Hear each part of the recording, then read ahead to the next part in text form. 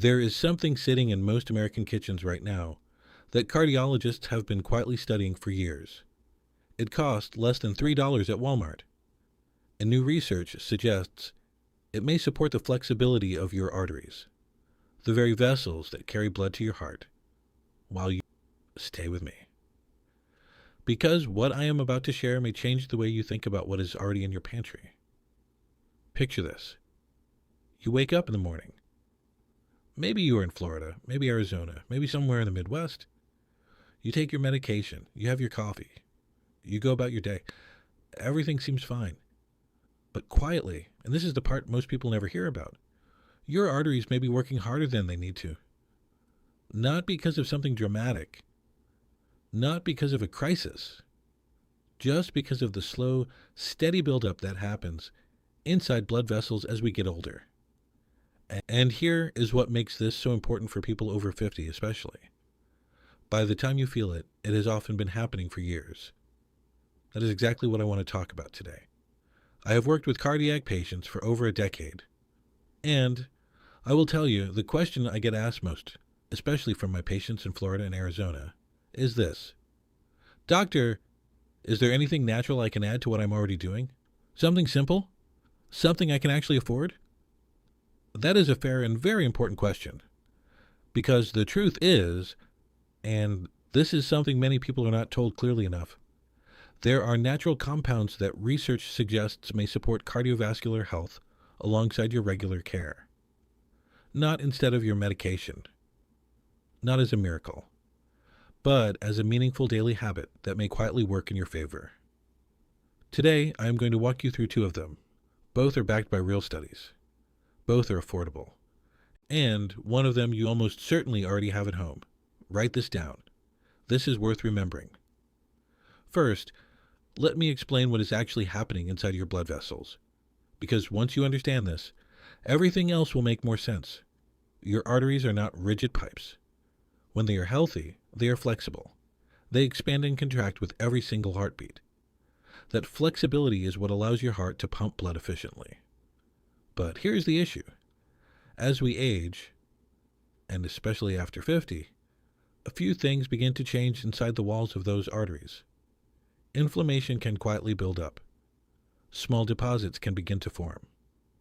And the inner lining of the artery, called the endothelium, can start to lose some of that natural elasticity. This process has a name. Doctors call it arterial stiffness. And it is one of the most common contributors to elevated blood pressure in older adults. Here is what most people do not realize about this.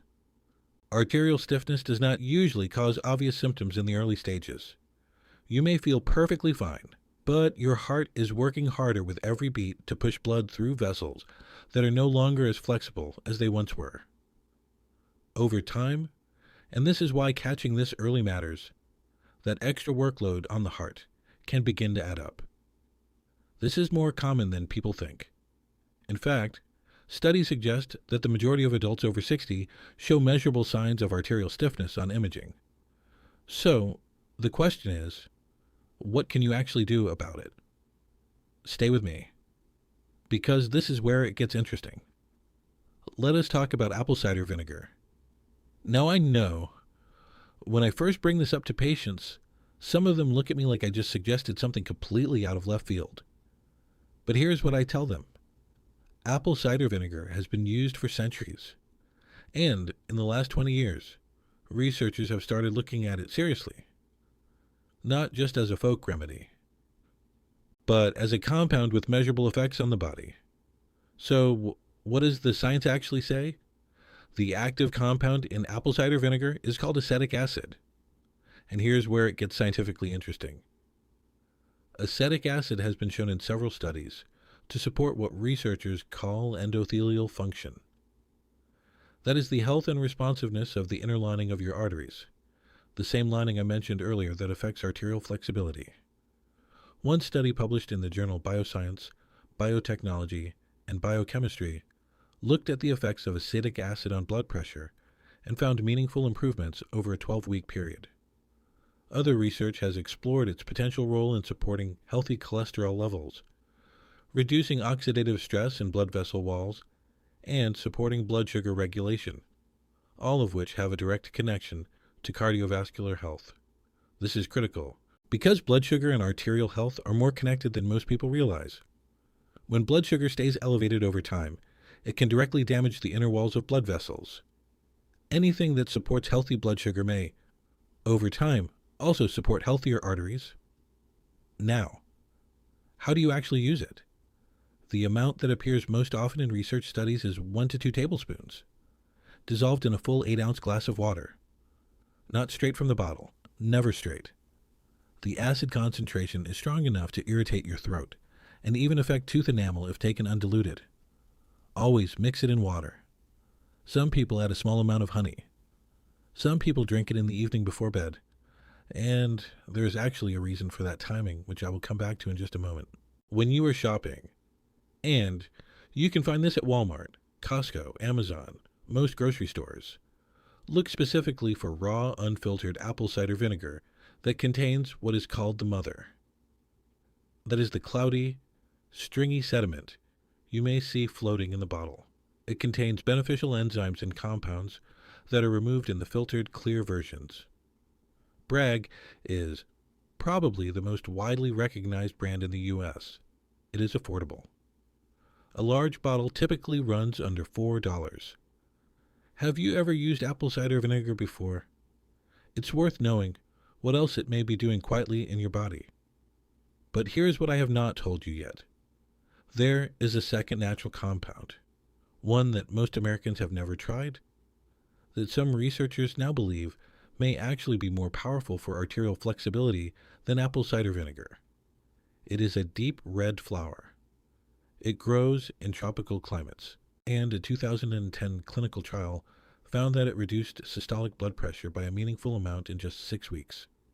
I am going to walk you through that in detail. But first, let me explain the timing piece. Because when you take these things matters just as much as whether you take them. Many of my patients in Florida ask me, when is the best time to take this? And my answer often surprises them. The body does something remarkable during sleep. It goes into what researchers call a repair and recovery state. Blood pressure naturally dips. Inflammation markers tend to quiet down. The body begins healing processes that simply cannot happen at the same intensity during waking hours. This is why sleep quality is, without exaggeration, one of the most powerful cardiovascular interventions we know of. But here's the connection to what we are discussing. When you support your body with the right natural compounds in the hours before sleep, specifically in that 1 to 2 hour window before bed, you may be giving those compounds the best possible environment to work in. Think of it this way. During the day, your body is in response mode. It is managing stress, activity, food. At night, it shifts into maintenance mode.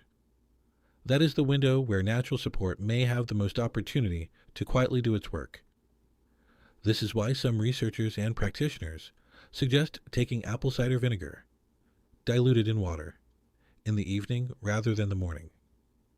It is worth paying attention to this early.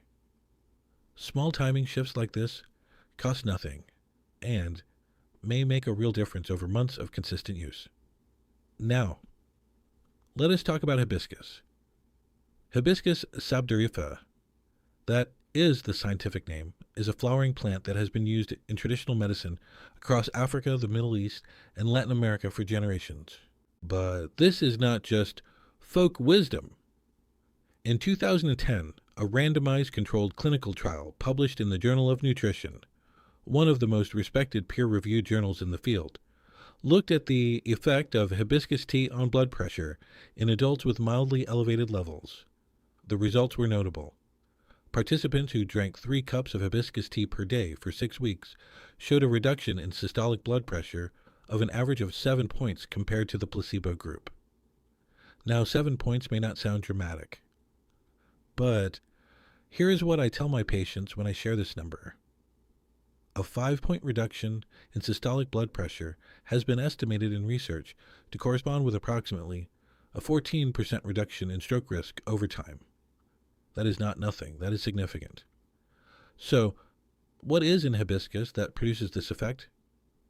Hibiscus flowers are rich in compounds called anthocyanins. These are the same group of antioxidants found in blueberries, red cabbage, and dark cherries. But hibiscus has an unusually high concentration of them.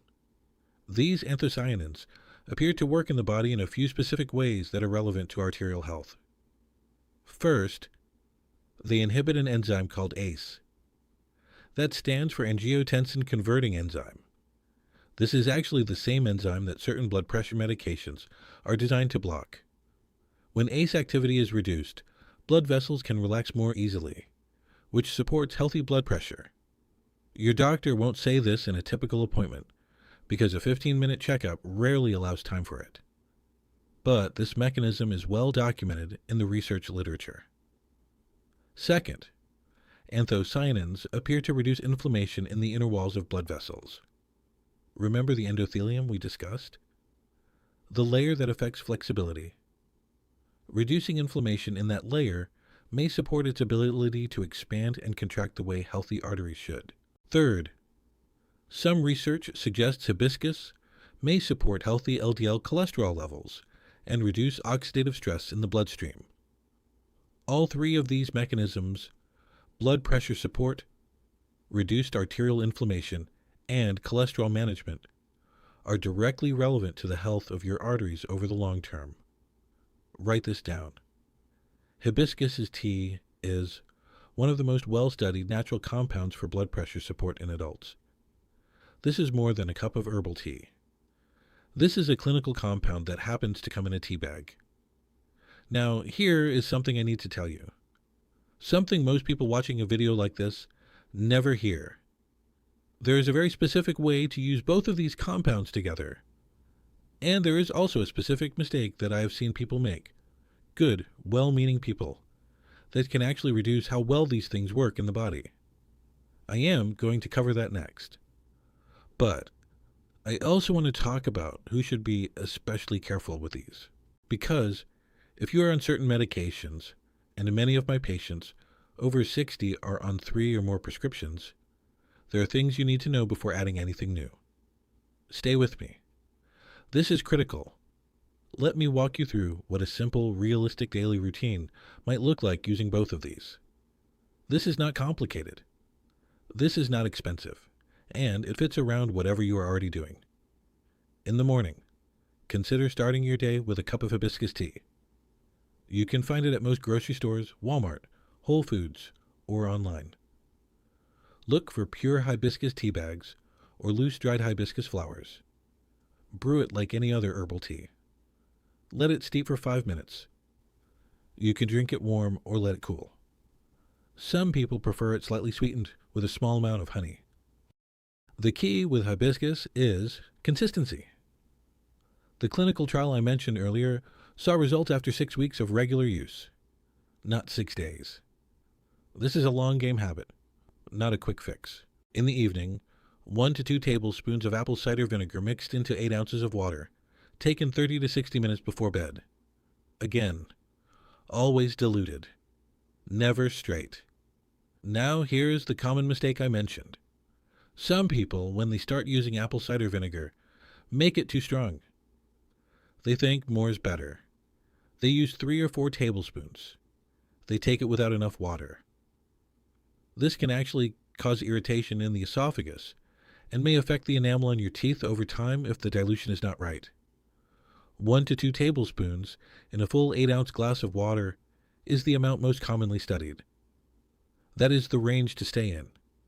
Another thing to be aware of, and this is especially important for anyone on Medicare or managing multiple conditions. Both apple cider vinegar and hibiscus tea are generally considered safe for most healthy adults. However, if you are taking blood pressure medication, particularly ACE inhibitors or diuretics, hibiscus may enhance the effect of that medication since they work through a similar pathway. That is not automatically a problem. But it is something your doctor or pharmacist should know about so they can monitor your numbers. If you are taking insulin or diabetes medications, apple cider vinegar may influence blood sugar levels. Again, not necessarily harmful, but worth discussing with your care team.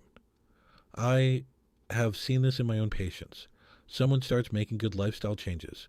They add a natural compound or two, and their numbers actually shift faster than expected. That can require a medication adjustment. That is a good problem to have, but it is one you want to manage with your doctor, not by surprise. Your doctor won't say this because they rarely have time, but you now know to bring it up. That makes you a much more informed patient. Now I want to zoom out for a moment. Because apple cider vinegar and hibiscus are meaningful tools, but they work best as part of a larger picture. Let me give you 3 other factors that directly affect your arterial health, and that most people over 60 are either doing wrong or simply not thinking about. Factor 1. Hydration. This might sound basic, but most of my patients in their 60s and 70s are chronically mildly dehydrated, and they do not know it. When you are mildly dehydrated, your blood becomes slightly more viscous. Thicker blood is harder to pump. It moves more slowly through your vessels, and over time this places additional workload on both the heart and the arterial walls. The goal for most adults over 60 is at least 6 to 8 glasses of plain water per day, and more on warm days or after any physical activity. Have you been drinking enough water today? Most people, if they are honest, would say probably not. Factor 2. Magnesium. Magnesium is one of the most studied minerals for cardiovascular health. It plays a direct role in muscle relaxation, including the smooth muscle in the walls of blood vessels. When arterial muscles can relax properly, blood pressure tends to be lower and more stable. Research suggests that a large percentage of American adults, some studies say up to 50%, do not get adequate magnesium from diet alone. Food sources include dark leafy greens, nuts, seeds, whole grains, and dark chocolate. If food sources are not enough, magnesium glycinate is a well-tolerated supplement form that many cardiologists recommend. This is worth raising with your doctor at your next visit. Ask specifically about your magnesium levels. It is a simple blood test addition that is often overlooked. Factor 3. Sleep. Poor sleep, specifically less than 6 hours per night, or fragmented, low-quality sleep, is one of the most well-documented risk factors for elevated blood pressure and reduced arterial elasticity. During deep sleep, your body produces nitric oxide. That is a compound that naturally relaxes blood vessel walls. It is one of the reasons blood pressure typically drops during sleep in healthy individuals. When sleep is poor, nitric oxide production drops. Arterial walls stay in a more contracted state for longer. And the cumulative effect of night after night of poor sleep can show up in your cardiovascular measurements over months and years. This is critical.